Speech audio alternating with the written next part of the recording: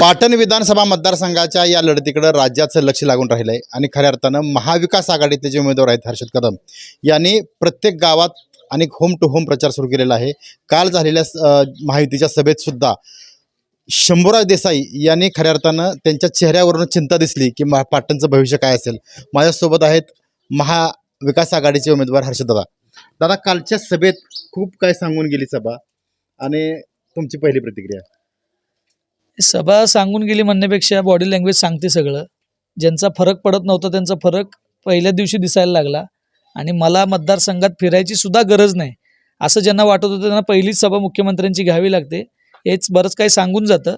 आणि आता ते इमोशनलवरती गेलेत असं काल लोक सांगत होती की मग तुम्ही भावनिकतेवर कशाला हात घालताय, कामावरती बोलणार होता ना, काम सांगण्यासारखंच नाही तर बोलणार काय, अशातला प्रकार आहे। त्याच्यामुळे निवडणूक ही महाविकास आघाडीच्या बाजूनेच आणि गुलाल हा आमचाच असणार आहे। दादा, विकास कामं सांगितली जातात मात्र प्रत्यक्षात तशी परिस्थिती आहे का?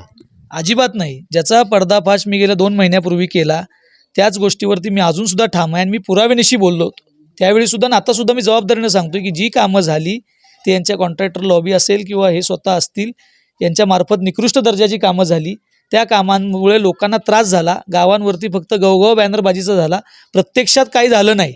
ना तरुणांच्या हाताला काम मिळालं, ना रोजगार मिळाला, ना काही डेव्हलपमेंटचं कुठलं काय झालं। हे नुसतं फक्त दिखाव्याचं काम झालं। 2.5 वर्षात कसे पैसे ओढता येतील ते झालं आणि आता ही लढाई मग शेवटी सर्वसामान्य शिवसैनिक किंवा सर्वसामान्य कुटुंबातील एक मुलगा विरुद्ध एक मंत्री अशी येऊन थांबली। गेल्या 5 वर्षातली भाषा आणि आत्ताची भाषा बदल वाटतोय का? वेळ हे प्रत्येक गोष्टीला उत्तर असतं। जसे गाड्यांचे कॉन्वॉय कमी झाले तशी भाषेत सुद्धा बदल झाला, अजून बराच बदल होणार आहे। म्हणून आम्ही म्हटलं की देवाच्या काठीला आवाज नसतो। आमच्या पक्षप्रमुखांना जो त्रास झाला आहे, ज्या दिवशी उद्धव साहेबांनी मातोश्रीकडे निघाले वर्षावरनं त्या दिवशी उपाशीपोटी झोपलेला हर्षद कदम आहे, त्या दिवशी ठरवलं होतं आणि आज मी त्या व्यासपीठावरनं त्यांना सांगतोय की त्याचा शिवसैनिक बदला घेतल्याशिवाय राहणार नाहीत। आमच्यात कितीही अडथळे आणायचा प्रयत्न झाला निवडणुकीच्या माध्यमातून, जो आता एक छोटासा प्रयत्न झाला आहे, पण मी अजून सांगतो माझी स्पर्धा ही मंत्र्यांच्या विरोधातच राहणार आहे। दादा, एकंदरीत मीडियामध्ये चर्चा आहे, पाटण विधानसभा मतदारसंघात चर्चा आहे, तुम्हाला सर्वपक्षीय पाठिंबा मोठ्या प्रमाणात मिळतोय की जे अगदी शिंदे गटातले सुद्धा जे काय आहेत ते तुम्हाला अंतर्गत साधारणतः पाठिंबा जोरात मिळतोय? आता सगळंच सांगितलं तर मग उद्यापासून त्यांच्या मागं लागतील, त्याच्यामुळं पाठिंबा म्हणून मी जनसामान्यातला आहे। मी काही मोठा नेता नाही। वंदनीय बाळासाहेबांच्या विचाराने मी माझ्या वडिलांनी सुरुवात केली, वंदनीय धर्मवीर दिघे साहेबांच्या सोबत माझ्या वडिलांनी काम केलं, त्याच शिवसेनेच्या मुशीत मी तयार झालो। तिथनंच शिवसेनेत जी प्रथा बाळासाहेबांनी पाळली की एका सर्वसामान्य कुटुंबाला मोठं करायचं, तेच आज उद्धव साहेबांनी केलं।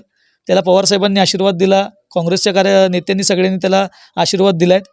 त्या माध्यमातून मी जातो, त्यामुळे लोकांमध्ये चांगला प्रतिसाद आहे की एका सर्वसामान्य कुटुंबातला मुलगा एका घराण्यातल्या एका व्यक्तीच्या विरोधात, हुकुमशाही गाजवणाऱ्या व्यक्तीच्या विरोधात उभा राहिला, भांडतोय, लोकांना आवडतं लढाऊ प्रवृत्ती, त्या विरोधात मी लढतोय आणि 100% मला पाठिंबा मिळतोय लोकांचा। ज्या महाविकास आघाडीसाठी तुम्ही अहोरात्र झटत आहात त्या महाविकास आघाडीचे एक बंडखोर उभे आहेत आणि ते असं म्हणतायत की माझी शेवटची निवडणूक आहे।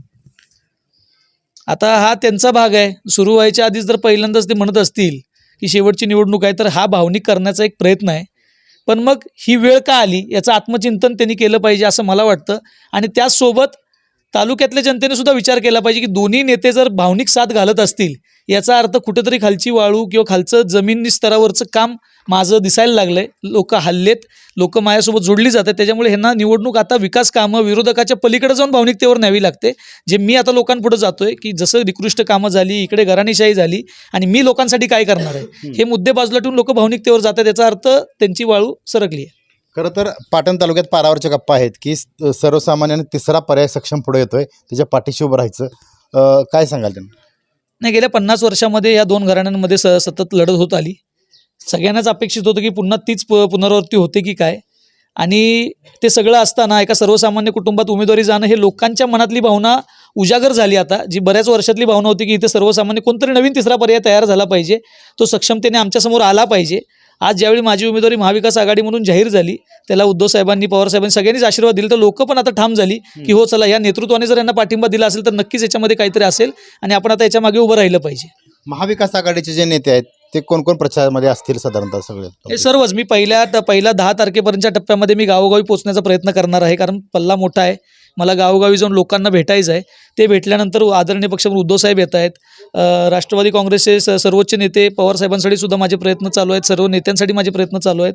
महाविकास आघाडी सर्वच पृथ्वीराज बाबा असतील, श्रीनिवास पाटील साहेब असतील, सर्वांच्या सभा मतदारसंघामध्ये होणार आहेत आणि सर्वच माझ्या मागे ताकदीनिशी उभे राहणार आहेत आणि आपण चांगला निकाल आपण घेतोय. साधारणतः मीडियामध्ये आणि मतदारसंघामध्ये चर्चा अशी आहे की शिवसेनेचे 2 गट करायचे आणि यामध्ये अपक्ष उमेदवाराला निवडून आणायचं असं शरद पवारांचं डाव आहे असं बोललं जातं. यावर तुमची प्रतिक्रिया काय? नाही, पवारसाहेबांनी जे आत्तापर्यंत राजकारण केलं ते स्वच्छ राजकारण केलं हे सगळ्या महाराष्ट्राला माहिती आहे. आणि आज जर पाटणकर गटातले कार्यकर्ते ही अशी भावना जर उठवत असतील तर तुम्ही ज्या नेत्यांसोबत इतकी वर्ष प्रामाणिकपणे राहिला असं तुम्ही म्हणता, मग तुम्ही त्यांच्यावरती अविश्वास दाखवता असं नाही का? म्हणजे तुम्ही पवारसाहेबांचं नाव खराब करण्याचा प्रयत्न करताय असं नाही का? असं माझं स्पष्ट विचार नाही त्यांना की पवारसाहेब असल्या पद्धतीचं राजकारण कधी करत नाहीत. पवारसाहेबांनी ज्यांच्या डोक्यावरती हात ठेवला, एका 36 वर्षाच्या मुलाला उभं करून पाडण्यात पवारसाहेबांना काय मजा येणार आहे? माझा प्रश्न आहे थेट त्यांना. पवारसाहेबांचं तुम्ही इतक्या सोबतीनं राहिला, तुम्हाला इतकी सगळी सत्ता केंद्र पवारसाहेबांनी दिली नाही, आज तुम्हाला तिकीट नाही मिळालं की तुम्ही त्यांचं नाव खराब करायला लागला. हे दुर्दैव आहे. वास्तविकता हे दुर्दैव आहे. कारण दोन्ही ठिकाणी तीच परिस्थिती झाली. ज्या शंभूराज देसाईंना उद्धवसाहेबांनी मोठं केलं ते त्यांचं नाव खराब करत बसले आणि आता हे पवारसाहेबांच्या नावाशी खेळ करतायत. हे दुर्दैव आहे. एकंदरीत आत्ता मीडियाचा एक पहिला पोल सर्व्हे समोर आलेला आहे. ढेबेवाडी तळमावली परिसरामध्ये तुम्हाला मताधिक्य मिळेल असं साधारणतः तो पोल सांगतोय. तुम्ही निर्णायक ठरणार की विजयापर्यंत जाणार? मी आजही ठामपणे सांगतो, मी लढायला उतरलोय ते विजयाच्या दृष्टिकोनातून उतरलोय. माझ्याकडे विजयाचं गणित आहे, ज्या गणिताच्या माध्यमातून मी चाललोय.